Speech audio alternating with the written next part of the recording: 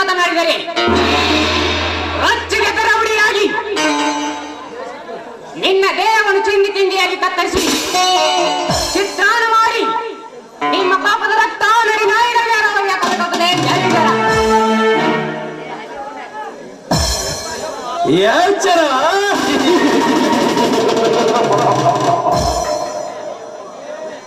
ನನಗೆ ಎಚ್ಚರ ಹಾಕೋ ಹುಚ್ಚು ಅವಿನಾಶ್. ಮಣ್ಣು ಮುಕ್ಕಿಸಿದೆಂದು ರೊಚ್ಚಿಗೆದ್ದು ರೌಡಿಯನ್ನೇ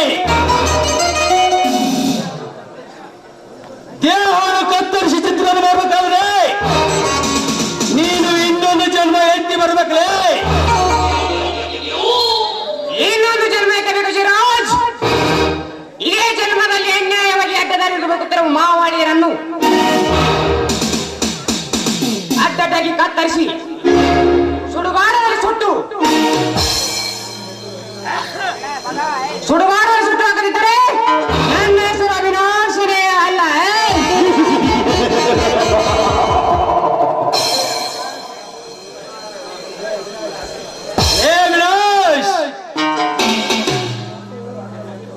ನಮ್ಮಿಬ್ಬರನ್ನು ಅಡ್ಡಾಡ ಕತ್ತರಿಸಲಿಕ್ಕೆ ನಾವಿಲ್ಲಿಗೆ ಎಂದಿಗೂ ಹೆದರುವುದಿಲ್ಲ. ಕರುಣೆ ಇಲ್ಲದೆ ಬಡವರ ಕಣ್ಣಲ್ಲಿ ರಕ್ತ ಸುರಿಸುವ ನೀಚ ನಿನ್ನನ್ನು ಒಂದೇ ಇಡಿಗೆ ಮುಗಿಸಿದರೆ ಮುಗಿದು ಹೋಗುತ್ತದೆ ನನ್ನ ನಾಟಕದ ನಾಂದಿ. ನಿಮ್ಮಿಬ್ಬರನ್ನು ಬೀದಿ ವೀಕ್ಷಕರನ್ನಾಗಿ ಮಾಡದಿದ್ದರೆ ನನ್ನ ಹೆಸರು ಅವಿನಾಶೇ ಅಲ್ಲ.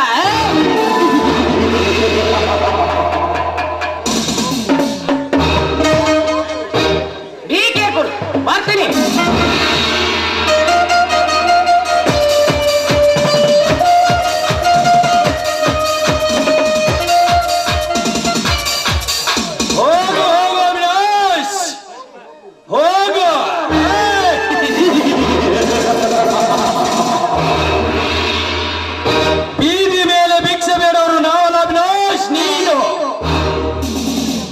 ಇನ್ನು ಮುಂದೆ ಈ ಭೂಮಿಯ ಋಣ ತೀರ್ಥೆಂದು ತಿಳಿದುಕೋ.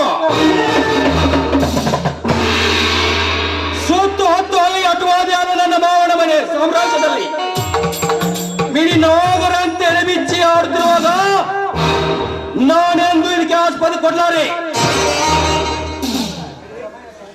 ಸಮಯ ಸಾಧಿಸಿ ನಿನ್ನಂತ ಮಿಡಿನಾಗರನೇನೆ ಇದೇ ನನ್ನ ಕೈಯಿಂದ ಸುಟ್ಟು ಸುಡುಗಾಡದಲ್ಲಿ ಪೂಜೆ ಮಾಡ್ತಿದ್ರೆ ನನ್ನ ಹೆಸರು ಗೌರಳಿಯ ಜಯರಾಜನೇ ಅಲ್ಲ.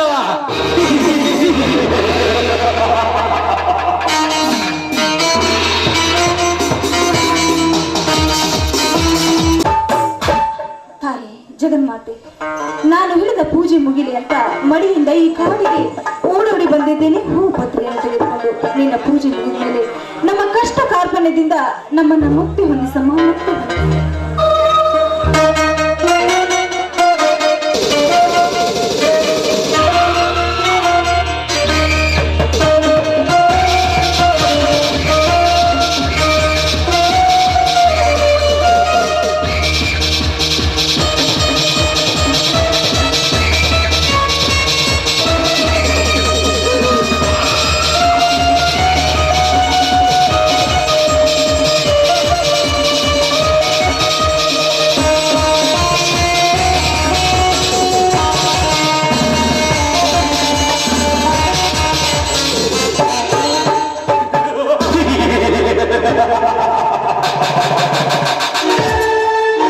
ಬಹುದಿನಗಳಿಂದ ಕೋಗ ಬೇಟೆ ಇಂದು ನನ್ನ ಮನೆಯಲ್ಲಿ.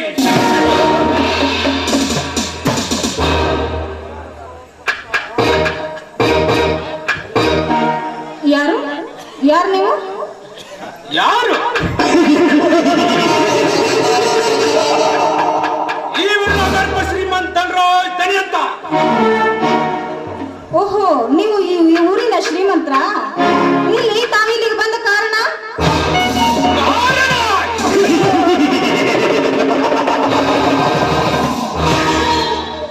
ಹಸಿರು ಹೂ ವನದಲ್ಲಿ ಈ ಗಂಡು ನವಿಲು ಕಣ್ಣಿಚ್ಚಂದ ಗರಿ ಬಿಚ್ಚಿ ಪ್ರೇಮದ ಕಣ್ಣೀರು ಸುರಿಸುವುದು ಕೂಡ ಕುಡಿದು ಹೋಗಬಾರದೆ ಈ ಹೆಣ್ಣು ನವಿಲೆ. ಅಂದ್ರೆ ನಿಮ್ಮ ಮಾತಿನ ಅರ್ಥ?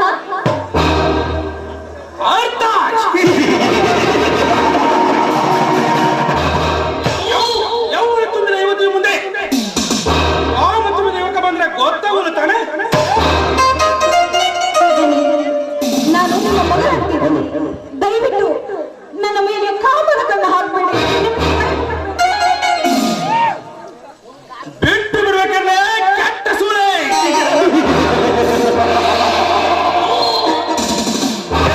ಪ್ರೇಮ ತುಂಬಿದ ಈ ಧನರಾಜನಿಗೆ ನಿನ್ನ ಪ್ರೇಮದ ಊಟ ಬಡಿಸಿದ್ರೆ ಮಾತ್ರ ಬಿಟ್ಟು ಬಿಡ್ತೇನೆ. ಕಾಮ ತುಂಬಿದ ನಿನ್ನಂತ ಕಾಮದ ತನಗೆ ಪ್ರೇಮದ ಊಟ ಬಡಿಸೋದಕ್ಕೆ ನಾನೇನು ಬೀದಿ ಸೂಳೆ ಅಲ್ಲ. ಈ ಸಮಾಜದಲ್ಲಿ ಸಂತ ಪದಿ ತುಳಿದ ಶಿವಾನಂದನ ಪತ್ನಿ ನಾನು. ಶಿವಾನಂದ ಧರ್ಮ ಪತ್ನಿ.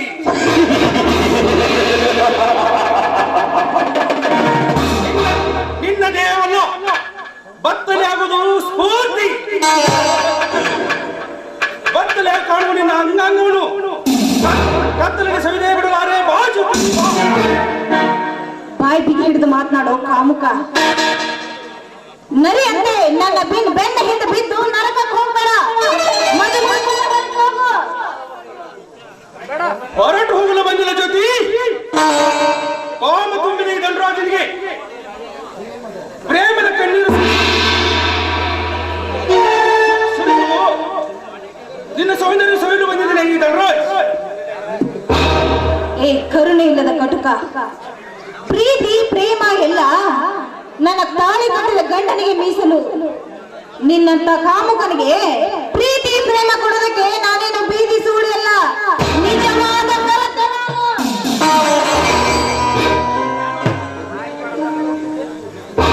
ತುತ್ತು ಕೂಳಿಗೆ ಗತಿಯಿಂದ ತಿಪ್ಪಿ ಮೇಲೆ ತಿರುಗುವ ಸೂಳೆ ಅವನ್ಯಾವ ನಿನ್ನ ಗಂಡ.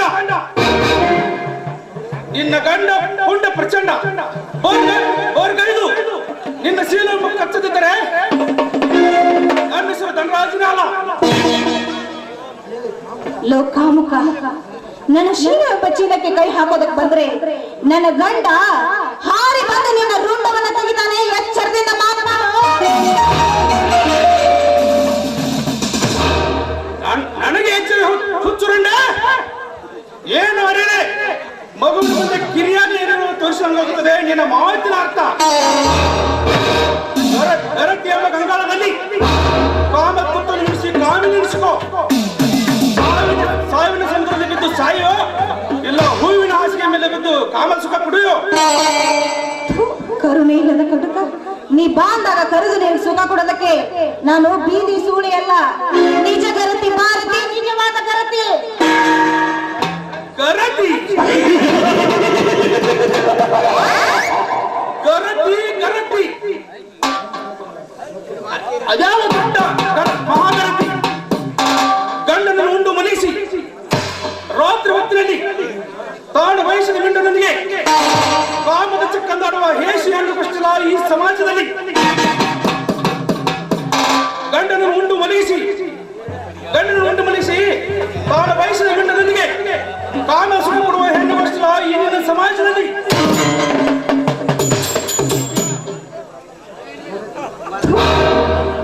ಕಟುಕ, ಏ ಧನರಾಜ್, ಎಲ್ಲ ಹೆಣ್ಣುಮಕ್ಕಳು ಅದೇ ರೀತಿ ಇರ್ತಾರೆ ಅಂತ ತಿಳಿದುಕೊಳ್ಬೇಡ.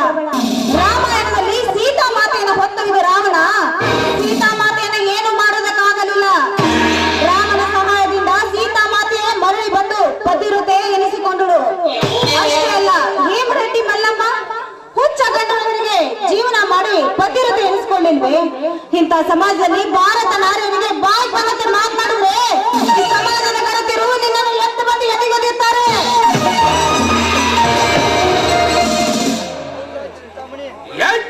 ಹುಚ್ಚು ಹೆಣ್ಣ, ನಿನ್ನ ಕೊಟ್ಟು ನನಗೆ ಬೇಕಾಗಿಲ್ಲ. ಕಾಮ ತುಂಬಿದ ಈ ಕುಬೇರನಿಗೆ ಪ್ರೇಮದ ನಿನ್ನ ಪುಟದ ಸೌಂದರ್ಯವನ್ನು ಈ ಧನರಾಜ ಸವಿಲು ಬಂದಿದ್ದೇನೆ.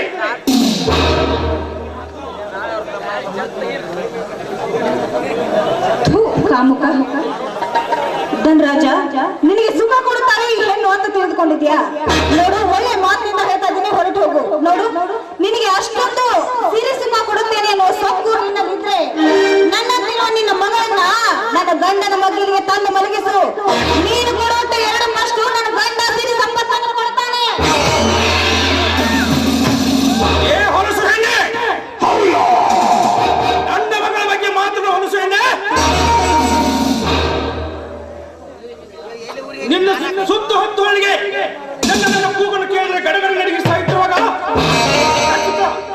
ಒಂದು ಬಡಕುಳಿ ನೀನು ಹೇಳುವೆ ಎಚ್ಚರ.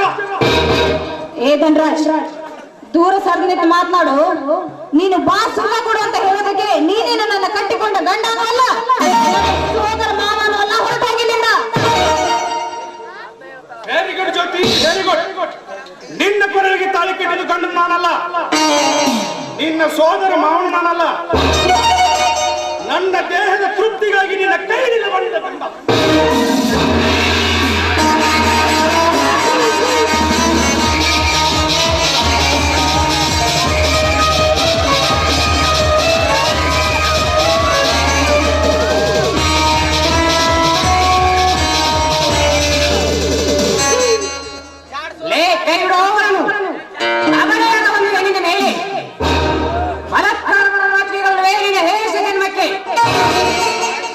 ಸಫಲವಾಗಿ ಸಾಗುತ್ತಿರುವ ನನ್ನ ಕಾರ್ಯಕ್ಕೆ ಅಡ್ಡ ಬಂದ ದಡ್ಡನಿ ನಾನು.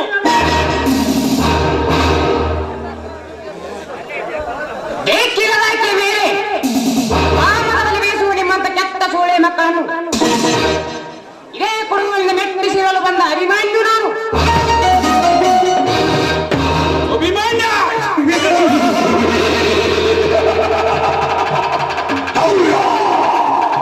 ಇಡೀ ಕರ್ನಾಟಕದ ಗುಂಡಾಗಳು ಗುರು ನಾನಾಗಿರುವಾಗ ನೀನೇ ಮುಂದೆಲ್ಲಿರುವ ಪಂಚ ಅದನ್ನು ನೀನೇನೆಂದು ಹೇಳು.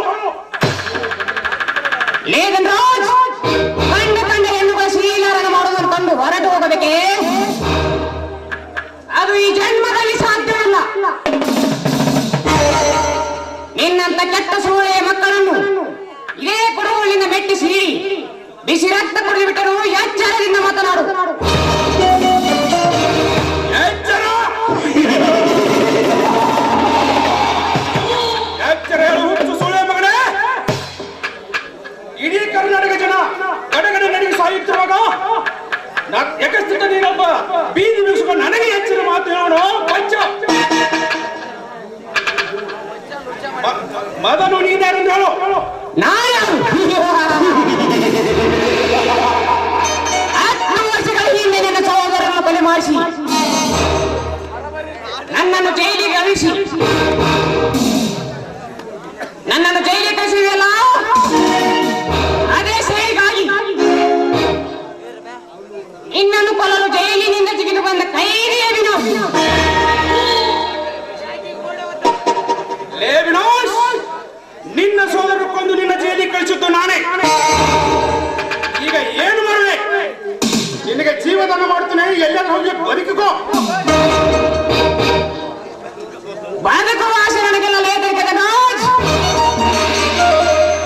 ಬಡವರ ರಕ್ತ ಈ ಶೀಲವಂತರ ಶೀಲ ಕೆಡಿಸುವ ನಿನ್ನಂತ ಕೆಟ್ಟ ಸೂಳೆಯ ಮಕ್ಕಳನ್ನು ಇದೇ ಕುರುವಿನಿಂದ ನಿನ್ನ ತಲೆ ಕಡಿದು ನಾನು ಮೆಟ್ಟುವ ಮೆಟ್ಟಿನ ಸಹ ಮಾಡಿ ನಮ್ಮೂರಿನ ಅಭಿವಾಗಿ ಕಟ್ಟದಿದ್ದರೆ ನನ್ನ ಹೆಸರು ಅವಿನಾಶನೇ ಅಲ್ಲ.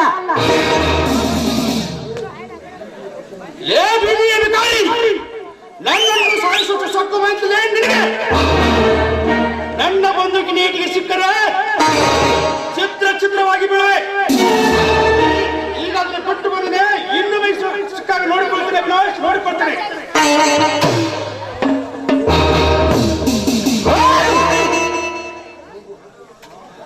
ಹೋಗು ಹೊಲಸು ಏನಿನ ಮಗನೇ, ಹೋಗು. ಇನ್ನೊಮ್ಮೆ ಸಿಕ್ಕಾಗ ನಾನೇ ನೋಡಿಕೊಳ್ತೇನೆ. ಯಾರಮ್ಮ ನೀನು? ನನ್ನ ತಂಗಿ ಜ್ಯೋತಿ ಅಲ್ಲವೇ? ಹೌದು ಹೌದು. ಇಲ್ಲಿ ಹೇಗೆ ಬಂದೆ ತಂಗಿ? ಅಣ್ಣ, ಕಾಮಿಗೆ ಹೂ ತರೋದಕ್ಕೆ ಅಂತ ಬಂದಿದ್ದೆ. ಈ ಕಾಮುಕ ನನ್ನನ್ನು ಬೇರೆ ಹತ್ತಿ ಬಂದಿದ್ದಾನೆ. ಅಣ್ಣ, ನೀನೇ ಆಸ್ತಿ ಸಲುವಾಗಿ ನನ್ನ ಅಣ್ಣಂದರನ್ನ ಕೊಲೆ ಮಾಡಿದ್ಯಾ ಅಂತ ನಾನು ತಪ್ಪು ತಿಳ್ಕೊಂಡಿದ್ದೆ. ಅಣ್ಣ, ದಯವಿಟ್ಟು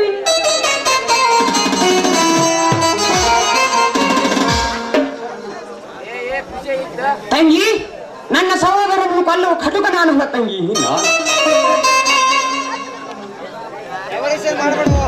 ಮುಗ್ಧ ಮನಸ್ಸಿನ ಈ ನನ್ನ ಕೊಲೆಗಾರ ಅಂತ ತಿಳಿದುಕೊಂಡಿದ್ದೆ.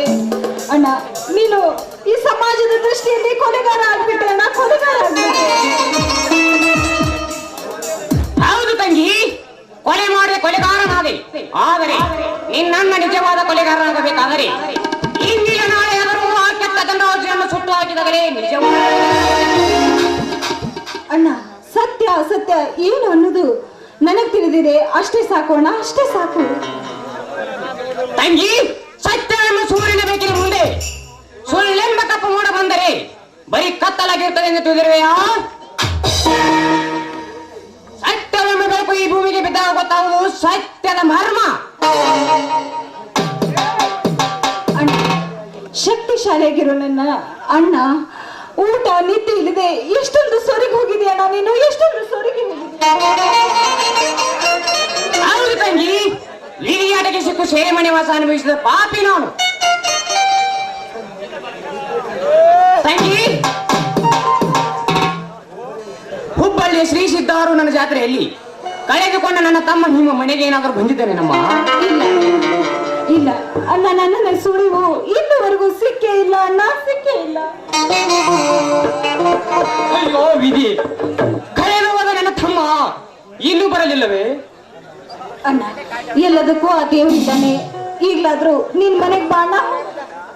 ತಂಗಿ, ನಾನು ಬರುವುದಿಲ್ಲ. ಏಕೆಂದರೆ ನಾನು ಜೈಲಿನಿಂದ ತಪ್ಪಿಸಿಕೊಂಡು ಬಂದಿದ್ದೇನೆ, ಪಾಪಿಗಳ ಲೋಕಕ್ಕೆ ಅಂತ್ಯ ಆಡಲು.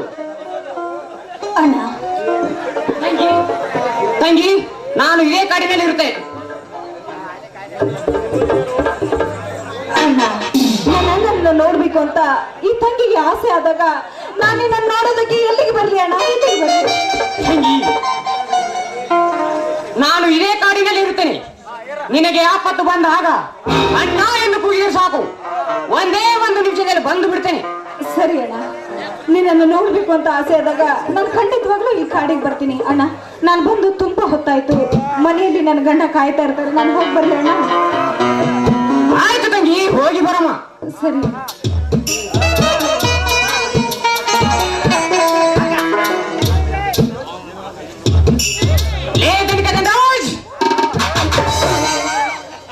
ಅನ್ಯಾಯವಾಗಿ ನನ್ನ ಸಹೋದರನ್ನು ಕೊಲ್ಲಿಸಿ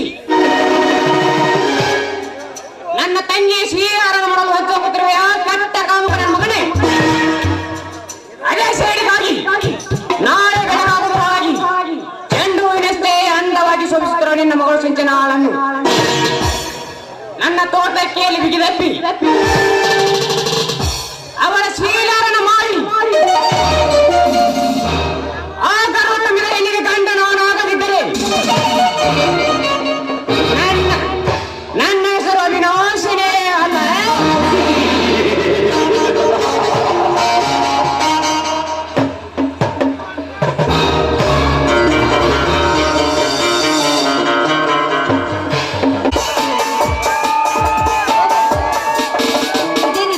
ಪ್ರಶಾಂತವಾದ ಸ್ಥಳ, ಹೂವಿನ ಚಿಲಿಪಿ ಹಾಗೂ ಹಕ್ಕಿಗಳ ಧ್ವನಿಯನ್ನು ಕೇಳ್ತಾ ಇದ್ರೆ ನನ್ನ ಮನಸ್ಸಿಗೆ ಕೂಡ ಹಾಡ್ಬೇಕು ಅಂತ ಅನಿಸ್ತಾ ಇದೆ.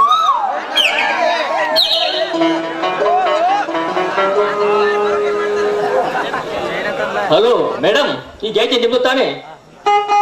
S, you are right. ಈ ಗೆಜ್ಜೆ ನಿಮ್ಮ ಕೈಗೆ ಹೇಗೆ ಬಂತು? ಮೇಡಮ್, ನಾನು ದಾರಿಯಲ್ಲಿ ನಡೆದುಕೊಂಡು ಬರುವಾಗ ದಾರಿಯಲ್ಲಿ ಬೀಜಿತ್ತು. ಅದನ್ನು ತೆಗೆದುಕೊಂಡು ಮುಂದೆ ನೋಡಿದಾಗ ನೀವು ಕಂಡಿದ್ದೀರಿ, ಅದಕ್ಕಾಗಿ ತಂದು ನಿಮ್ಮ ಕೈಗೆ ಕೊಟ್ಟೆ. ಹೌದು, ನಾನು ನಿಮ್ಮನ್ನ ಎಲ್ಲೇ ನೋಡ್ದ ಹಾಗೆ ಅನಿಸ್ತಾ ಇದೆ. ಅಂದ್ರೆ ನೀವು ಸಾಗರ್ ಅಲ್ವಾ? ಎಸ್ ಮೇಡಮ್, ತಮ್ಮ ಹೆಸರು ಏನಂತ ಕೇಳ್ಬೋದಾ? ನಾನು ಇದೇ ಊರ ಧನರಾಜನ ಮಗಳು ಸಂಜನಾ ಅಂತ. ಹಾಗೆ ನಾನು ನೀನು ಕಲ್ತಿರುವಾಗ ಆ ಒಂದು ಗೀತೆ ಹಾಡಿದ್ದೆ, ಅದು ನಿಮ್ಗೆ ಮರ್ತಿ ಬಿಟ್ರಿ? ಇಲ್ಲ ಸಂಜನಾ, ಇನ್ನೂ ಮರ್ತಿಲ್ಲ. ಆದರೆ ಇಂದು ನಿಮ್ಮನ್ನು ನೋಡಿದ್ರೆ ಚಿತ್ರನಟಿ ನಿಖಿತಾಗಿ ಕಾಣಿಸುತ್ತಿದ್ದೀರಿ. ನೀವು ಅಷ್ಟೇ, ಆ ಚಿತ್ರನಟ ದರ್ಶನ್ ನೋಡ್ರ ಹಾಗೆ ಅನಿಸ್ತಾ ಇದ್ದೆ. ಹಾಗೆ ಆದಷ್ಟು ಬೇಗ ಅವತ್ತು ಹಾಡಿದ ಒಂದು ಗೀತೆ ಇವತ್ತು ಹಾಡೋಣವೇ? ಬೇಡ ಸಂಜನಾ, ಯಾರೆಲ್ಲ ನೋಡಿದರೆ ತಪ್ಪು ತಿಳಿದುಕೊಳ್ತಾರೆ. ತಪ್ಪು ತಿಳಿದುಕೊಳ್ಳೋಕೆ ನಾವೇನು ಪ್ರೇಮಿಗಳಲ್ಲ, ಬರೀ ಫ್ರೆಂಡ್ಶಿಪ್ ಅಷ್ಟೇ. ಹಾಡೋಣವೇ?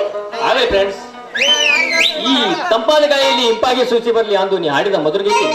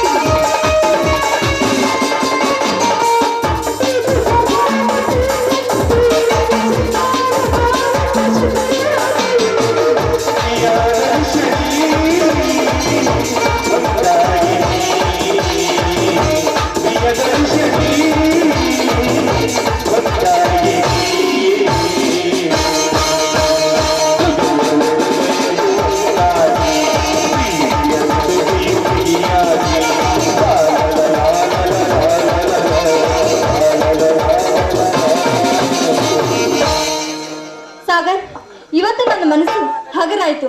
ನಾನಿನ್ ಬರ್ತೀನಿ. ನಿಂತ್ಕೋ ಸಜನ, ನಿಂತ್ಕೋ.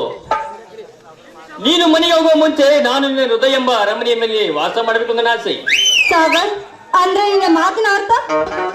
ಸಂಜನಾ, ಅಂದು ಹೈಸ್ಕೂಲಲ್ಲಿ ನಿನ್ನ ಮೇಲಿಟ್ಟ ಪ್ರೀತಿ ನಾ ಇನ್ನೂ ಮರ್ತಿಲ್ಲ. ಮರಿಬೇಕಂದ್ರೆ ಮನಸ್ಸೇ ಬರ್ತಿಲ್ಲ. ಅದಕ್ಕಾಗಿ ನಿನ್ನ ಮದುವೆ ಮಾಡಿಕೊಳ್ಳಬೇಕು ನನ್ನ ಆಸೆ. ಸಾಗರ್, ಬಾಯಿ ಬಿಗಿ ಹಿಡಿದು ಮಾತಾಡು. ನೋಡು, ನೀ ನನ್ನ ಫ್ರೆಂಡ್ ಅಂತ ತಿಳ್ಕೊಂಡ್ರೆ ಪ್ರೀತಿ ಮಾಡ್ತೀನಿ ಅಂತ ಅವತ್ತ ಹೇಳಿದ್ರೆ ಹೇಳ್ಬಿಡ್ತಿದ್ದ ಇದ್ದೆ. ನೀ ನನ್ನನ್ನು ಪ್ರೀತಿಸುವುದಿಲ್ಲ ಅಂತ. ಸಂಜನಾ, ಈ ಬಡವನ ಪ್ರೀತಿ ನಿನಗೆ ಇಷ್ಟ ಇಲ್ಲವೇ? ನೋ, ಖಂಡಿತ ಇಲ್ಲ. ನೀನೊಬ್ಬ ಕಡು ಬಡವ, ಮೇಲಾಗಿ ಕಾಲಲ್ಲಿ ಚಪ್ಪಲಿ ಇಲ್ಲದೆ ಹಾಗೆ ತಿರುಗಾಡೋನು. ನಾನು ಶ್ರೀಮಂತ ಕಾರಿನಲ್ಲಿ ಓಡಾಡುವ ಹೆಣ್ಣು. ನಿನ್ನ ನಂಬಿ ಹೋದ್ರೆ ನಾನು ಚಪ್ಪಲಿ ಇಲ್ಲದೆ ಹೋಗ್ಬೇಕಾಗುತ್ತೆ. ಸಂಜನಾ, ನಾನು ಬಡವನಾದ್ರೆ ನನಗೆ ಹೃದಯವಂತಿಕಿದೆ. ಅದು ನನಗೆ ಬೇಕಾಗಿಲ್ಲ. ನಾನಿನ್ ಬರ್ತೀನಿ. Good bye.